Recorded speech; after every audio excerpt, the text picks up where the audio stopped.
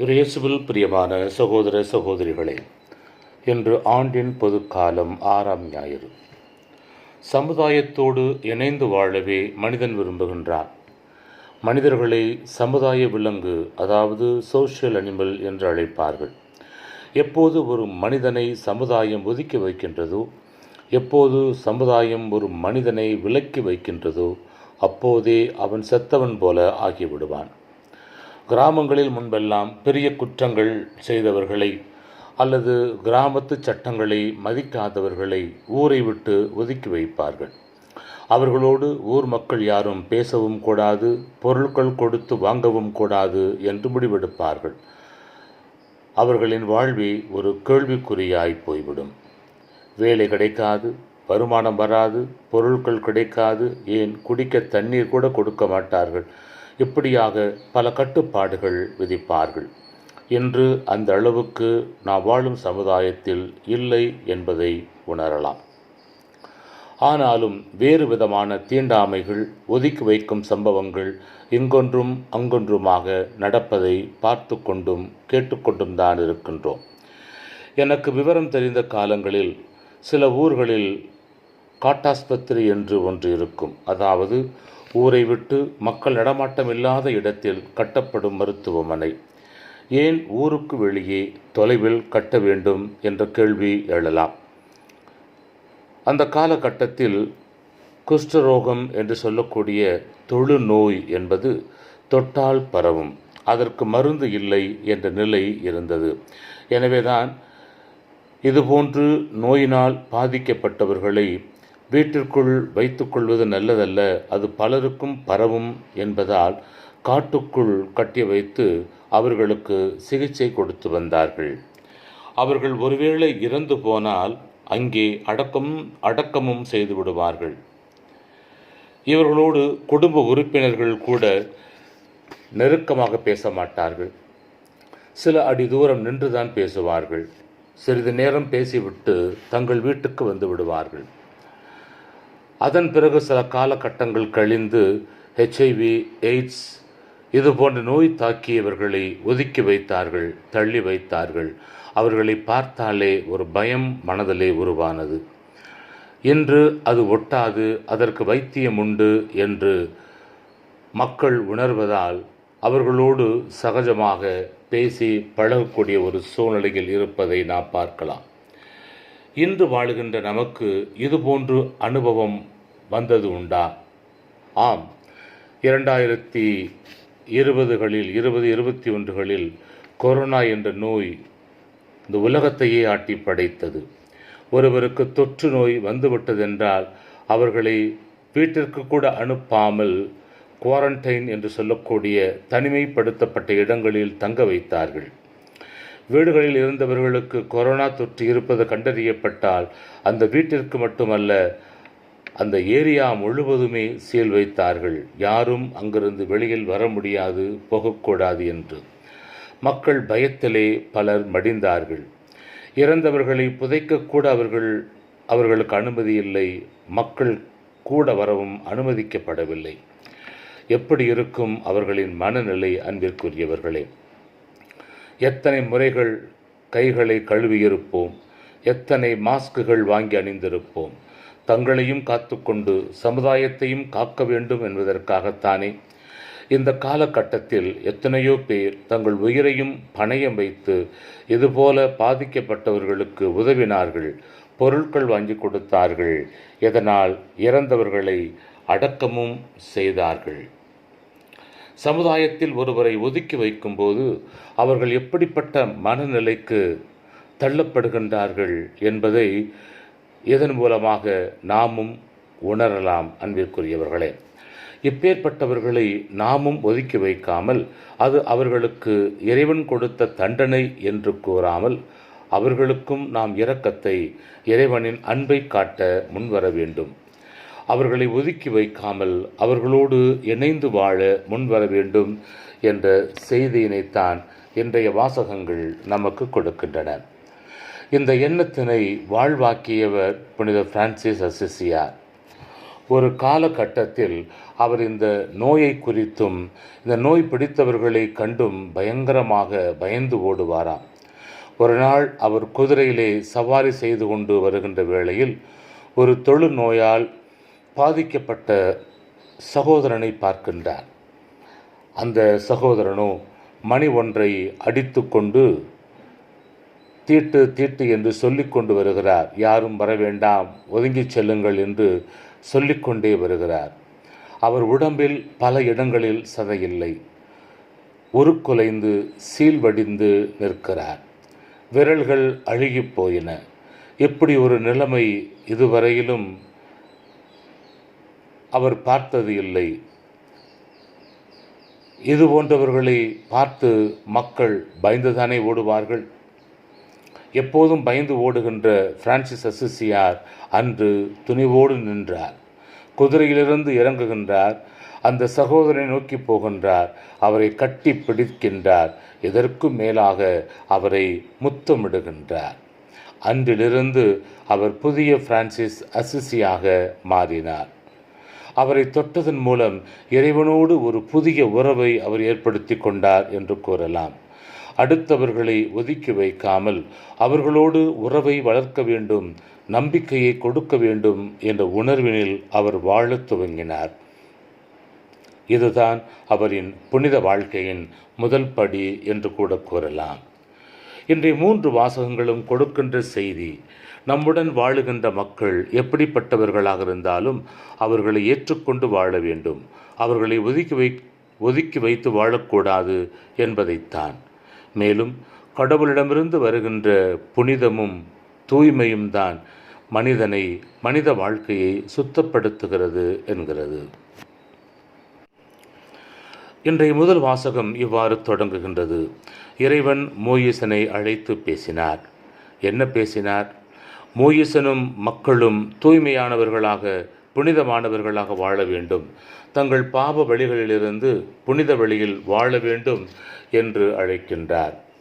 இந்த முதல் வாசகம் பாலஸ்தீன சமூகத்தில் தொழுநோய் பிடித்தவர்களின் நிலை எவ்வளவு மோசமானதாக இருந்தது என்பதை விளக்குகின்றது.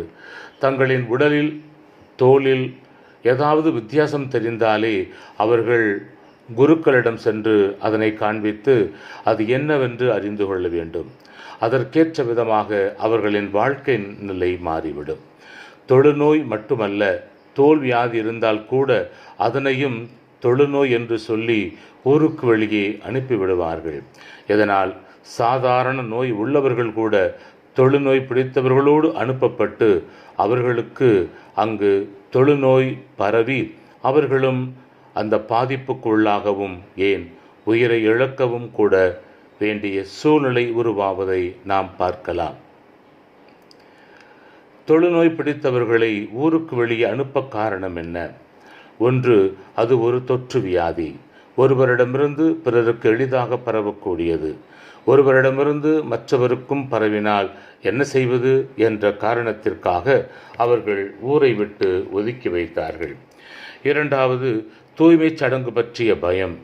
அந்த காலத்தில் ஒழுக்கமாக வாழாதவர்களுக்கு இது போன்ற நோய்கள் வரும் என்ற பேச்சு, ஒரு நம்பிக்கை மக்கள் மத்தியிலே இருந்தது.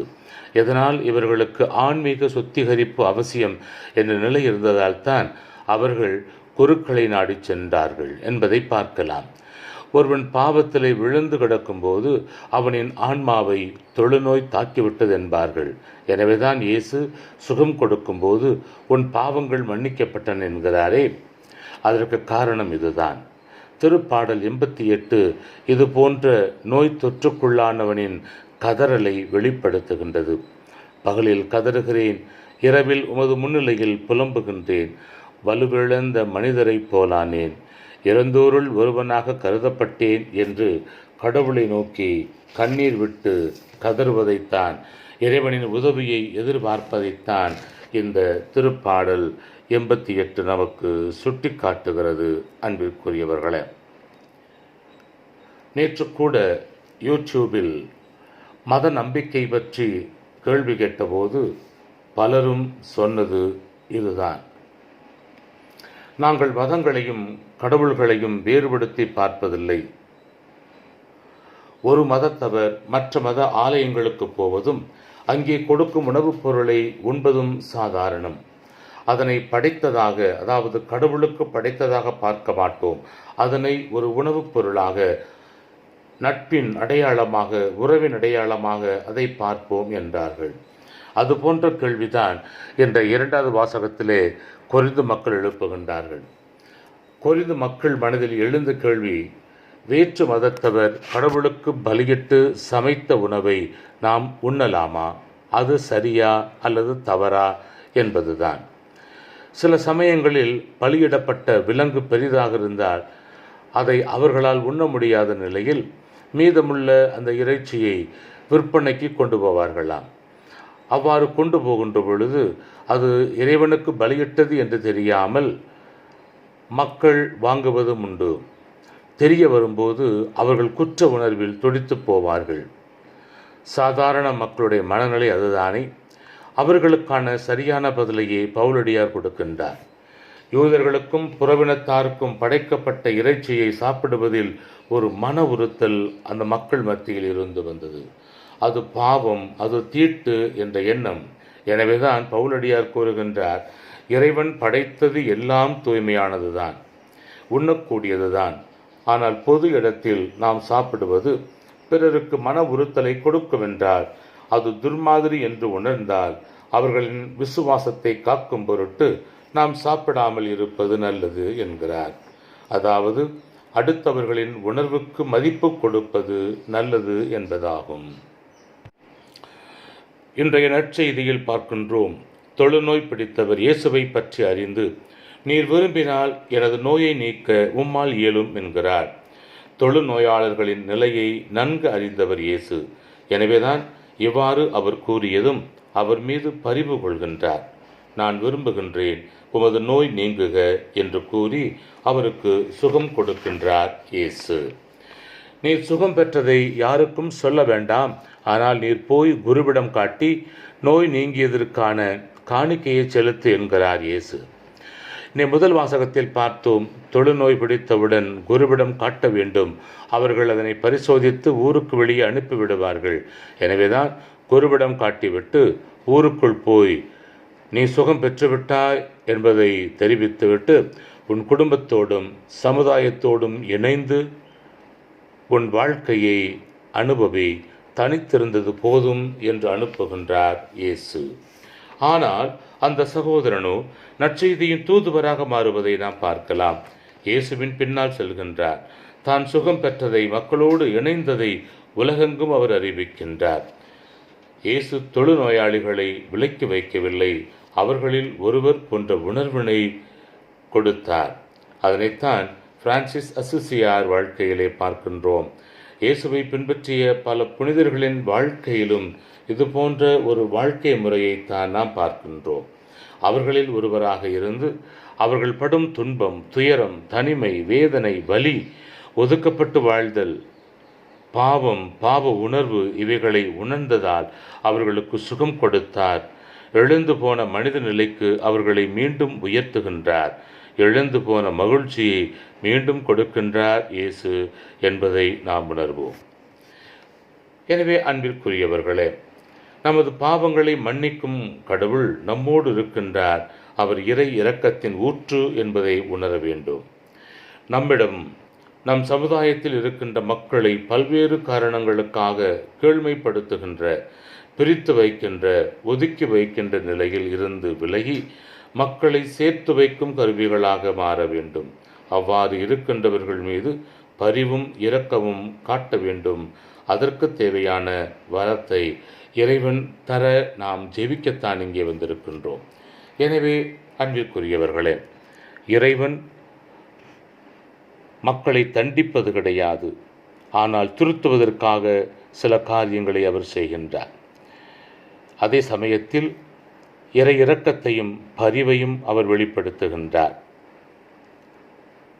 நோயினால் அவதிப்பட்டவர்களுக்கு அவர் விடுதலை கொடுக்கின்றார். அவரோடு இணைந்து வாழுகின்றவர்களுக்கு அவர் ஆசிரை வழங்குகின்றார். எனவே இந்த சிந்தனையின் அடிப்படையில் நாமும் சமுதாயத்தில் யாரையும் விலக்கி வைக்காமல் அவர்களோடு இணைந்து வாழ்வோம். யாரையும் தீட்டுப்பட்டவர்கள் என்று கூறி விலக்கி வைக்காமல் இவை குணப்படுத்தக்கூடியவை என்ற உணர்வோடு அவர்களுக்கு தேவையான உதவிகளை செய்வோம். தனிமை என்பது ஒவ்வொரு மனிதனையும் கொல்லும், அது நம்மையும் கொல்லும் என்ற உண்மையை உணர்ந்து சமுதாயத்தில் இணக்கமாக வாழ தேவையான வரத்தை இறைவன் நமக்கு தர வேண்டும் என்று சொல்லி இந்த நாளும் வருகின்ற நாட்களிலும் தொடர்ந்து நாம் ஜெபிப்போம். ஆமேன்.